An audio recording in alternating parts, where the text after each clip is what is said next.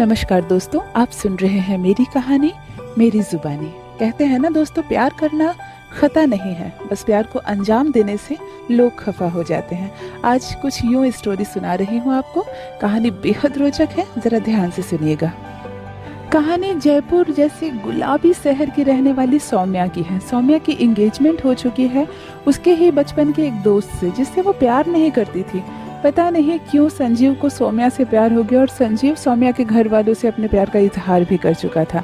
सौम्या के घर वालों को संजीव का रिश्ता बेहद पसंद आया और एक बार में ही उन्होंने इस रिश्ते को मंजूरी दे दी। सौम्या सोचते रह गई कि मेरी शादी संजीव से हो रही है, मेरे बचपन के दोस्त से।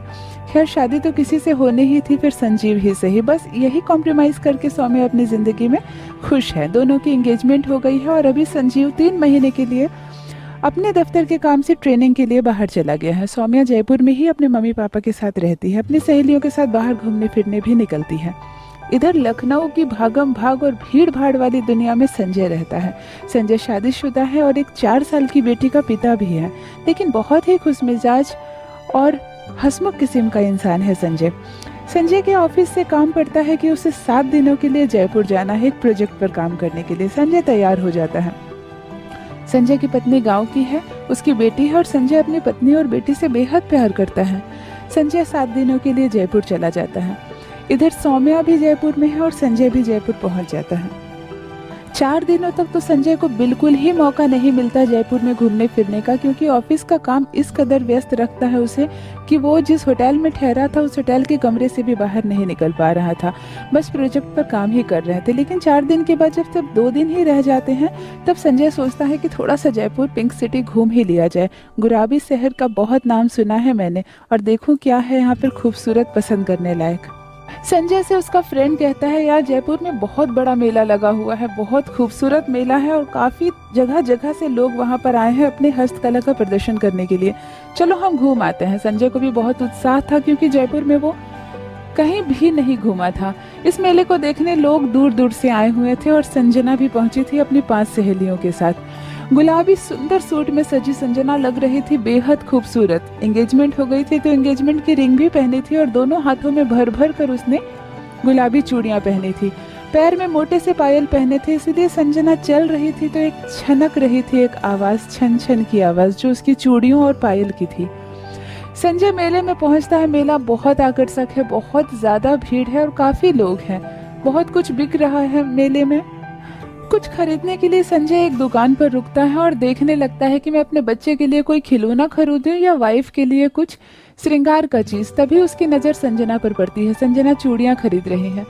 संजय की नजर संजना के हाथों पर पड़ती है। दोनों हाथ में भर भर कर गुलाबी चूड़ियां पहनी है उसने और खरीद भी रही है गुलाबी चूड़ी। संजय सोचने लगता है कि कितनी सुंदर लड़की है। पिंक शहर में पिंक सूट पहने और पिंक चूड़ियों में सजी लड़की कितनी अच्छी लग रही है।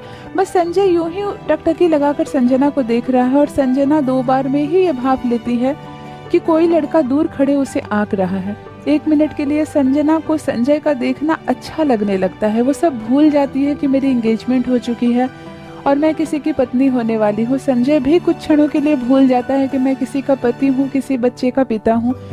बस संजय का दिल धड़कने लगता है संजना के लिए। इस खूबसूरत शहर में जन्म लेती है एक छोटा सा प्यार 2 दिलों के बीच में। मेले में भीड़ इतनी ज्यादा है कि बस उस भीड़ में संजना भी कहीं खो जाती है और संजय भी कहीं खो जाता है। फिर दोनों एक दूसरे को नहीं देख पाते हैं।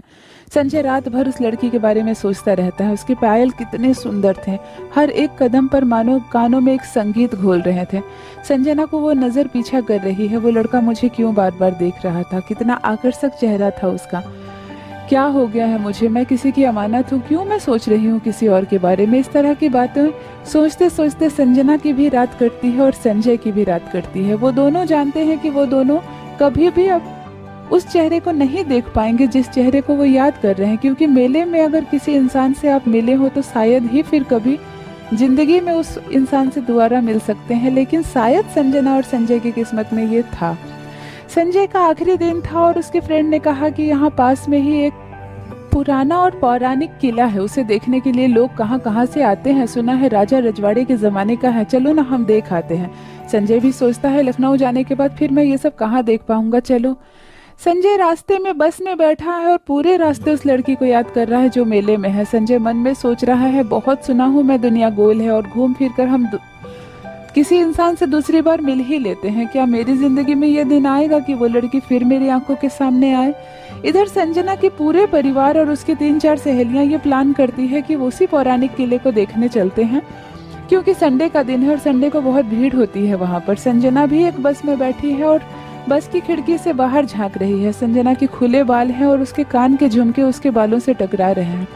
उससे भी एक छनक हो रही है। संजना को बहुत अच्छा लग रहा है। मन में बस वो यही सोच रही है कि क्या वो लड़का फिर मुझे देख पाएगा, क्या मैं देख पाऊंगी उसे।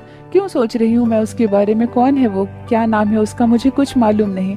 क्यों धड़क रहा है मेरा दिल उसके लिए। बस संजना यही सोचते सोचते सफ़र काट रही है। सफ़र ख़त्म होती है और उस पुराने किले में संजना और उसकी कुछ सहेलियां पहुंचती हैं।